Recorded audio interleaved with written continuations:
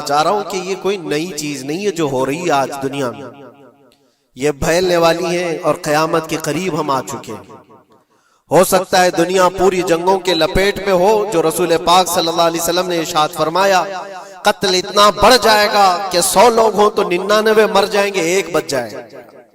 قتل اتنا بڑھ جائے گا، یہ جنگ کی آگ ہو سکتا ہے آس پاس سب پھیل جائے، جس کی وجہ سے اس وبا میں الحمدللہ الحنان المنان الذي خلق الانسان وعلمه البيان والصلاة والسلام على رسوله سيد الانس والجان وعلى آله واصحابه ذوي الخير والإحسان، اما بعد فاعوذ بالله من الشيطان الرجيم، بسم الله الرحمن الرحيم۔ وضربت عليهم الذلة والمسكنة وباءوا بغضب من الله ذلك بأنهم كانوا يكفرون بآيات الله ويقتلون النبيين بغير حق ذلك بما عصوا وكانوا يعتدون، صدق اللہ مولانا العظیم۔ بارگاہ رسالت مآب صلی اللہ علیہ وسلم میں درود پاک کا ہدیہ پیش کر لیں۔ اللہم صلی علی سیدنا و مولانا محمد معدن الجود والکرم وآلہ واصحابہ الکرام وابنہ الکریم وبارک وسلم صلاة دائمتا سرمدا ابدا۔ اقبال نے کہا ہے ستیزہ کار رہا ہے ازل سے تا امروز، شرار بولہبی سے چراغ مصطفی۔ مطلب یہ ہے کہ شروع کے دنوں سے ہی اس کائنات میں، اس دنیا میں ایک معرکہ چلتا آ رہا ہے۔ معرکہ مطلب جنگ، مقابلہ۔ وہ کس چیز کا ہے؟ اقبال کہتا ہے ستیزہ کار رہا ہے ازل سے تا امروز، شروع سے لے کے آج تک ایک مقابلہ چلتا آ رہا ہے۔ وہ مقابلہ کس کا ہے؟ شرار بولہبی سے چراغ مصطفی کا۔ مصطفیٰ کریم صلی اللہ علیہ وسلم کی چراغ کی روشنی کا مقابلہ ابو لہب کی شرارتوں کے ساتھ۔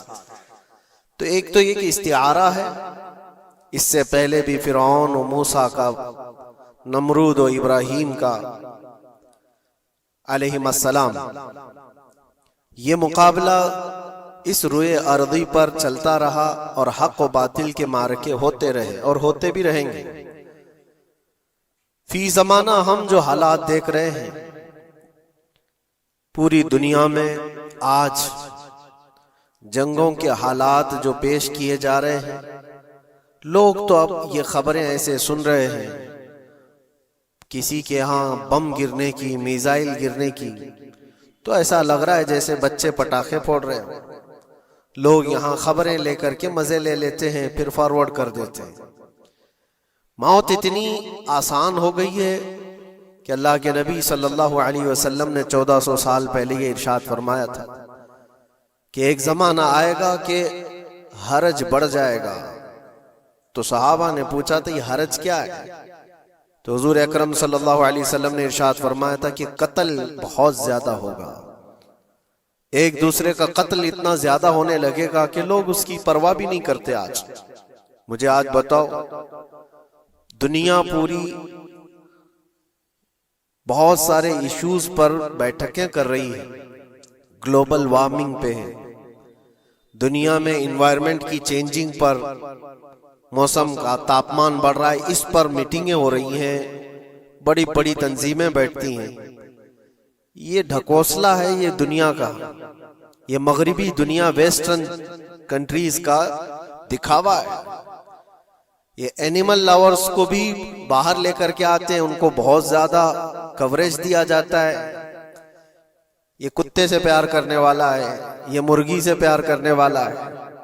ظالموں، 40,000 نہیں 50,000 لوگوں کو فلسطین میں تم نے ناحق مار دیا، اس پر کوئی بیٹھک نہیں کرتے۔ موت اتنی آسان ہے انسانوں کی۔ جنگ جس سے ہے، مقابلہ جس سے ہے، تمہارا آپس میں برابر کی طاقت کا مقابلہ ہو تو سمجھ میں آئے کہ ایک دوسرے کی فوجوں سے مقابلہ ہے، ادھر کی فوج بھی مر رہی، ادھر کی فوج بھی مر رہی ہے، لیکن نہتے بچوں کا کیا قصور؟ بلکہ وہ گود میں آئے ہوئے ابھی جنہوں نے شعور کی آنکھیں بھی نہیں کھولی، دودھ پیتے بچوں کے جو قتل ہوئے ہیں۔ تاریخ میں آپ نے پڑھا ہوگا فرعون نے 12,000 بچوں کا قتل کیا تھا، صرف اس گمان سے کہ اس نے خواب دیکھا تھا بنی اسرائیل میں ایک بچہ پیدا ہوگا جو اس کی سلطنت کو ہلاک کر دے گا۔ خواب کی وجہ سے کاہنوں نے اس کو بتایا تھا، اس نے خواب یہ دیکھا تھا کہ آسمان سے ایک تارا ٹوٹ کر اس کی گود میں گرا اور آگ لگ گئی، تو نجومیوں نے اس کی تعبیر یہ بتائی تھی کہ بنی اسرائیل میں ایک بچہ پیدا ہوگا جو تیری سلطنت کو ہلاک کر دے گا۔ اس ڈر سے بنی اسرائیل میں جو بھی بچہ پیدا ہوتا اس کو قتل کرتا تھا۔ اس نے تقریباً 12,000 بچوں کو قتل کر دیا تھا، اس ڈر سے کہ وہ بچہ تو نہ پیدا ہو جائے جو میری سلطنت کو ہلاک کرنے والا ہے۔ اور وہ موسیٰ علیہ السلام تھے، پیدا بھی ہوئے اور فرعون کے گھر میں ہی پلے، اللہ کا نظام ہے۔ لیکن میں یہاں اس لیے بتا رہا ہوں، فرعون ظلم میں پوری دنیا میں مشہور ہے، وہ عورتوں کو بھی ظالم اس طرح سے مارا ہے کہ جس کی تاریخ میں مثال نہیں ملتی۔ لیکن میں نے اپنی زندگی میں دیکھا، آج کے زمانے میں اسرائیل نام سے ایک ناجائز حکومت پر قابض شخص نے 12,000 نہیں 50,000 لوگوں کو سال بھر میں قتل کر دیا۔ یہ تاریخ کا بھیانک چہرہ ہے۔ آج لوگ اس کو ہلکے میں لے رہے ہوں گے، نیوز والے ایک طرفہ رپورٹ کرتے ہیں کیونکہ ان کو ان کے باپ داداؤں سے ڈر ہے، جہاں کی کھاتے ہیں وہاں کی گاتے ہیں۔ لیکن بعد کو یہ سچائیاں جنریشن میں منتقل ہوتی رہیں گی، کبھی تو آئے گا کوئی انصاف کی نظر رکھنے والا۔ اور انسانیت کا قتل کتنا بڑا قتل ہے، ایک شہر کے 50,000 لوگوں کو قتل کر دینا، اور ایسے کہ وہاں کی عمارتیں پورے راکھ کے ملبے میں چلی گئی، صدیاں لگ جاتی ایک شہر کو بسنے میں، ایک گھر کو بنانے میں آدمی کی اپنی زندگی گزر جاتی ہے، کیا کیا ارمانوں سے گھر بناتے ہیں، لیکن ایک پل میں کسی کا گھر اجاڑ دیا، اس کے سامنے تڑپتے ہوئے اس کے باپ کی لاش ہو، ماں کی لاش ہو۔ وہ تصویریں کہ آپ نے نہیں دیکھی کہ ایک باپ چھوٹی سی بیٹی کو لے کر کے دوڑ رہا ہے تو اس کا بیٹا الگ پیر اور ہاتھ جلے ہوئے بم سے تڑپ رہا ہے، وہ کس کے درد کو دیکھے۔ یہاں تک کہ میں نے دیکھا کہ بیٹی کو باپ یہ نصیحت کر رہا ہے، تھوڑا اور صبر کر لے بیٹا، شہادت ملنے والی ہے۔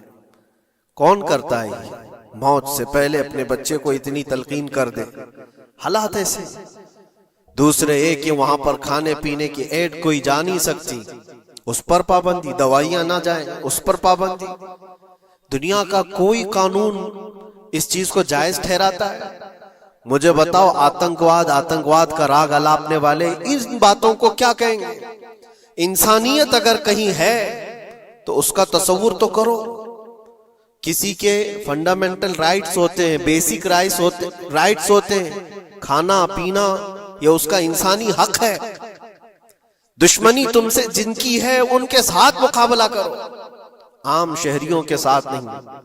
مخبر صادق رسول اکرم صلی اللہ تعالی علیہ وسلم کی تعلیمات دیکھو، جہاد کو لے کر جو پروپیگنڈا تم پھیلاتے ہو، اور ہر چیز کو جہاد کا لفظ دے کر کے ایک ایسا نیریٹو کریٹ کرتے ہو کہ لوگوں کے دماغ میں ایک پروپیگنڈا پھیل جائے۔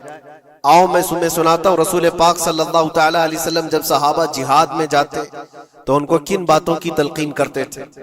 سب سے پہلے مجاہدین صحابہ سے کہتے جس جگہ تم جا رہے ہو مقابلہ تمہارا جن کے ساتھ ہے انہی سے مقابلہ کرنا، جو تمہارے خلاف تلوار اٹھائے اس کے خلاف تم تلوار اٹھاؤ، اور راستوں پر بیٹھے ہوئے بوڑھوں کو ہاتھ نہ لگانا، کسی عورت کے ساتھ چھیڑ چھاڑ نہ ہو، حاملہ عورتیں اگر قید میں آ جائیں تو انہیں چھوڑ دینا۔ یہ حضور پاک صلی اللہ علیہ وسلم کی تعلیمات ہیں۔ حتیٰ کہ رسول کریم صلی اللہ علیہ وسلم نے یہ فرمایا جس شہر میں تمہارا غلبہ ہو جائے، تم غالب آ گئے وہاں کی فوج پر، تو وہاں کے رہنے والوں کے بچوں کو نہ ظلم کرنا، ان کو نہ پکڑنا۔ پھر تعلیمات میں یہ ہے وہ چاہے جس مذہب کے بھی لوگ ہیں ان کے معبدوں کو، ان کی عبادت گاہوں کو ختم نہیں کرنا، ان کی عبادت گاہوں کو توڑ پھوڑ نہ کرنا جس شہر میں تم جا رہے ہو۔ یہاں تک کہ حضور اکرم صلی اللہ علیہ وسلم کی تعلیمات تو دیکھو، حضور یہ تک فرماتے تھے مجاہدین صحابہ کو کہ جس شہر میں تم جا رہے ہو وہاں کے درختوں کے پتے بھی نہ اکھاڑنا، درختوں کو بھی نہ نقصان پہنچانا۔ جنگی تعلیمات کو آج کوئی نظر میں نہیں رکھتا ہے۔ دنیا کہتی ہے کہ جنگ کے دوران بھی کچھ اصول ہوتے ہیں، لیکن کوئی اصول نہیں۔ ہم نے دیکھا ہے جس کی طاقت ہے اس کا بول بالا ہے، یہ دنیا ان کے خلاف کبھی کوئی بات نہیں کرتی۔ آج سے تقریباً 20 سال پہلے بھی عراق کی کیا حالت تھی آپ نے دیکھا ہوگا۔